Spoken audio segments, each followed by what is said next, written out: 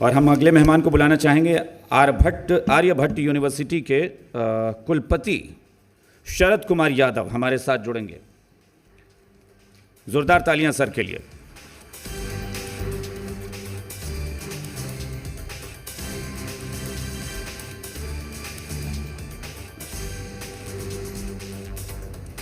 बहुत बहुत स्वागत सर, बहुत बहुत स्वागत।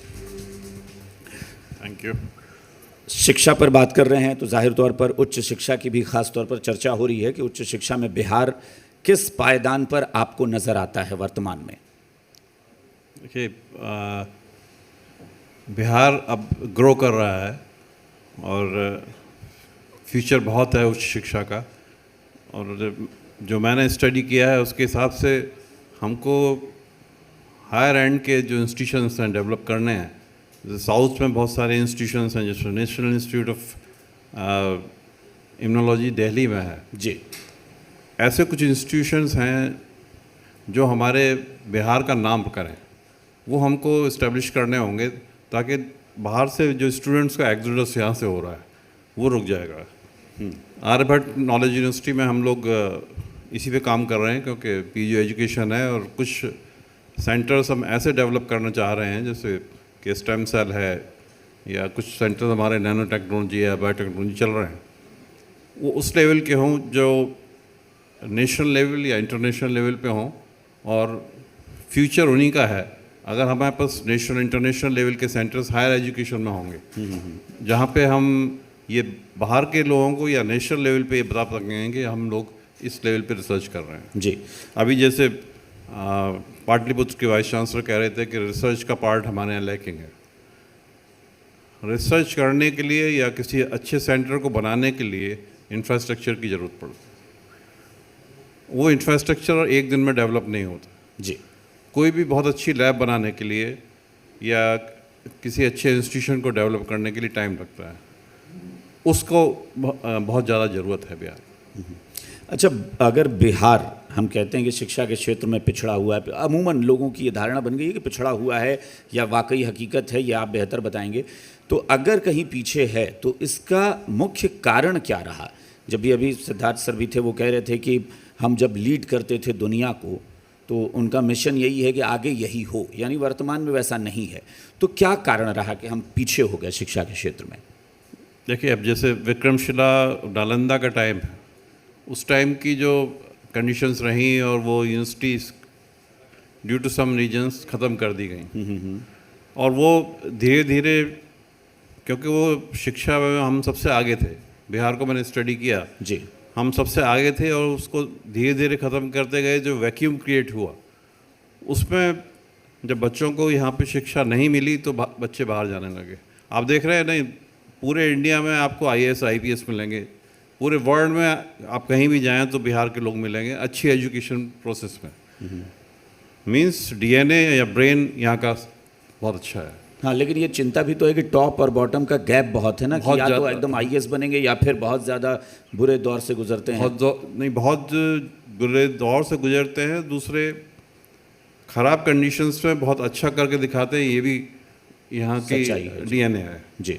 तो वो उसका हमको यूज़ करना है, हमको पुरानी जो हमारी लेगेसी है उसको अचीव करना है। और उसको अचीव करने के लिए ही मैं आपसे कह रहा था कि उस में हम रिसर्च इंस्टीट्यूशंस, बेसिक शिक्षा, जैसे अभी सिद्धार्थ सर कह रहे थे कि बेसिक शिक्षा अगर आपकी मजबूत होगी, आपके जो स्कूल्स बहुत अच्छे होंगे, उस लेवल के स्कूल्स होंगे जो प्राइवेट सेक्टर के स्कूल हैं, अगर हम गवर्नमेंट सेक्टर में दे दें तो नेचुरली जब आपके स्कूल्स अच्छे होंगे तो बच्चे उस लेवल पे अच्छे आएंगे। और उसके बाद हायर एजुकेशन में अगर अच्छे इंस्टीट्यूशंस होंगे देन वी कैन मूव। ये मेरा सवाल इसीलिए था कि दुनिया को हम लीड करते थे, उसको अगर एक तरफ भूल जाते हैं, छोड़ देते हैं। हिंदुस्तान में आज़ादी के बाद, चूँकि हम गुलामी का एक दौर गुजरा, लेकिन जब आज़ाद हुए तो हिंदुस्तान के दूसरे राज्य अगर बेहतर कर पाए और बिहार नहीं कर पाया, तो कहीं या तो हमारे यहाँ टैलेंट की कमी आपको लगता है रह गई, या इच्छा शक्ति की कमी रह गई जिसकी वजह से हम पीछे रह गए? देखिए, दो चीज़ें हैं। टैलेंट की कमी तो नहीं है, दो चीज़ें हैं। एक तो स्टूडेंट्स आपके कैसे हैं, दूसरे आपके फैकल्टी या टीचर्स कैसे हैं। FDC प्रोग्राम अब चल रहे हैं, अच्छी फैकल्टी हम डेवलप कर रहे हैं, उसका गैप बीच में आया, उस वजह से जो मैं प्रिज्यूम करता हूँ ये सब कुछ हुआ, बट राइट नाउ हम इसको अब गैप को पूरा कर रहे हैं और इसको जल्दी ही हम पूरा कर लेंगे अगर हमारे पास अच्छे टीचर्स आ जाते हैं।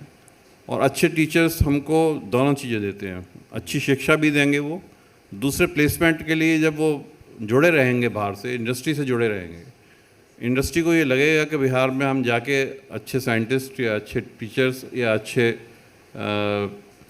पर्सन्स जो कि उनकी इंडस्ट्री के लिए यूज़ में आ सकें, वो यहाँ पे आएंगे जी। तो सिलेक्शन करने के लिए। क्योंकि अभी पिछले कुछ वर्षों में या पिछले कुछ दशकों में देखें, अब तो खैर कहते हैं लोग कि बहुत ज़्यादा बेहतर हो गया है, आप शायद बेहतर बता पाएँ। पिछले कुछ दशकों में ये रहा कि हम सेशन हमारा बहुत पीछे चलता था सेशन, और वो सेशन पीछे होने की वजह से क्या था कि हायर एजुकेशन के लिए बच्चे बाहर चले जाते थे कि भाई यहाँ से कॉलेज करेंगे तो फिर दूसरी जगह एडमिशन लेने में दिक्कत।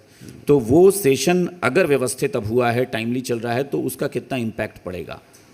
देखिए, एजुकेशन मान लीजिए कि 6 महीने या 1 साल सेशन डिले हो गया है, या कहीं यहाँ से पीजी कर रहा है बच्चा और उसके बाद उसको कहीं दूसरी जगह एडमिशन लेना है। एजुकेशन में सेशन लेट होने का मतलब है कि आप बहुत बड़ा कंप्रोमाइज़ कर रहे हैं कैरियर्स बच्चों के, पर्टिकुलरली हायर एजुकेशन में।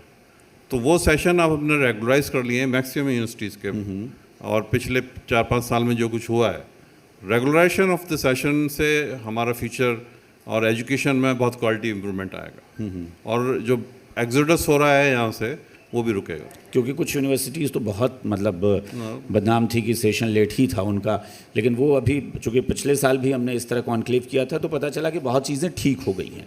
तो यानी उससे बच्चों के भविष्य को लेकर भी बहुत असर पड़ता है उन चीज़ों का, बहुत ज़्यादा असर पड़ता है। राजभवन में अभी लास्ट 2-3 मीटिंग्स हुई हैं, उसमें लगभग सारे सेशंस रेगुलराइज हैं, और उसमें जो आप जब से बता रहे थे कुछ यूनिवर्सिटीज़ का था वो भी रेगुलराइज हो गए।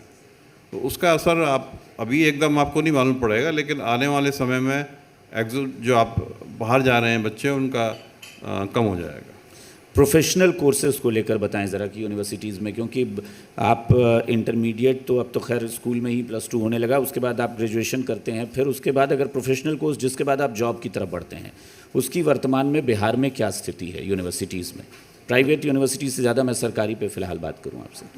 देखिए, प्रोफेशनल कोर्सेज में नए कोर्सेज जो NEP में जो अब नए कोर्सेज हमको चाहिए बिहार को, जी, पूरे वर्ल्ड में या पूरे इंडिया में नए कोर्सेज आ रहे हैं, अगर हम उनको बहुत जल्दी अडॉप्ट कर लें, जैसे और स्टेट से कर लिया है, तो फिर मान लीजिए किसी को AI में BTech करना है या ड्रोन टेक्नोलॉजी में किसी को हायर एजुकेशन में जाना है, वो कोर्सेज अगर बिहार में हम अभी स्टार्ट कर देते हैं, मान लीजिए 10% यूनिवर्सिटीज़ में वो कोर्सेज स्टार्ट हो जाते हैं, तो उन कोर्सेज को करने के लिए लोग बच्चे बाहर नहीं जाएंगे। इसलिए हमको इंफ्रास्ट्रक्चर उनके लिए डेवलप करना है, वो कोर्सेज स्टार्टेड करने हैं। कम से कम 10-12 कोर्सेज नए आ गए हैं NEP में भी, और UGC भी ये कह रही है कि इन कोर्सेज को शुरू किया जाए। वो कोर्सेज अगर हम शुरू कर देते हैं तो आप समझ ही लेंगे कि वो फिर बच्चे बाहर नहीं जाएंगे उनके लिए। जी, मेन चीज़ ये है कि आपकी क्वालिटी एजुकेशन यहाँ पे अगर उनको दिखता है कि फ्यूचर है, जैसे IIT और IIM या इन इंस्टीट्यूशंस में या एम्स में रिसर्च बेस्ड उस तरह के कोर्सेज चल रहे हैं और शुरू कर रहे हैं वो, तो लेकिन वो सारे स्टूडेंट्स को कैटर नहीं कर सकते। हमको number of institutions higher quality education दे रहे हैं उनकी ज़रूरत है। क्या आपको लगता है कि नए कोर्सेज़ को अडॉप्ट करने में या शुरू करने में गवर्नमेंट यूनिवर्सिटीज़ जो हैं वो थोड़ा पीछे या लेट हो जा रही हैं? प्राइवेट यूनिवर्सिटीज़ पहले उस चीज़ को शुरुआत कर देती हैं उसकी। बिहार में मैंने ऐसा नहीं देखा है। बिहार में जो गवर्नमेंट यूनिवर्सिटीज़ हैं वो भी उसी लाइन में हैं, और एक तो ये भी है कि यहाँ प्राइवेट यूनिवर्सिटीज़ कम हैं और स्टेट्स में बहुत ज़्यादा प्राइवेट यूनिवर्सिटीज़ हैं, लेकिन ऐसा नहीं है कि गवर्नमेंट यूनिवर्सिटीज़ उसमें पीछे रह रही हैं। जैसे हमारी यूनिवर्सिटी है जी, वो अब अडॉप्ट कर रही है नए कोर्सेज और हायर एजुकेशन और रिसर्च ओरिएंटेड कोर्सेज। अच्छा, तमाम सेशन में हम लोग चर्चा डिसिप्लिन की कर रहे थे कि बच्चों में कितना डिसिप्लिन होना चाहिए। प्राइवेट यूनिवर्सिटीज़ में ये दिखता है कि उनका अपना एक रूटीन होता है, एक नियम होता है, उस सिस्टम को फॉलो करना ही होता है। वो गवर्नमेंट यूनिवर्सिटीज़ में कितना ज़्यादा है बच्चों को डिसिप्लिन बनाने में? देखिए या फिर ये लगता है कि आप मतलब जो आपने जेन्युइन तौर पर देखा है कि कॉलेजेस जो हैं गवर्नमेंट कॉलेजेस, उनमें बच्चों पर रूटीन, डिसिप्लिन, इन चीज़ों की जानकारी दी जाती है, समझाया जाता है? देखिए जो मैं रीड कर रहा हूँ राइट नाउ के बड़े शहरों में जैसे पटना है, जहाँ पे गवर्नेंस प्रॉपर है, जहाँ पे मॉनिटरिंग प्रॉपर है, वहाँ पे हमारी क्वालिटी एजुकेशन बढ़ रही है। जी।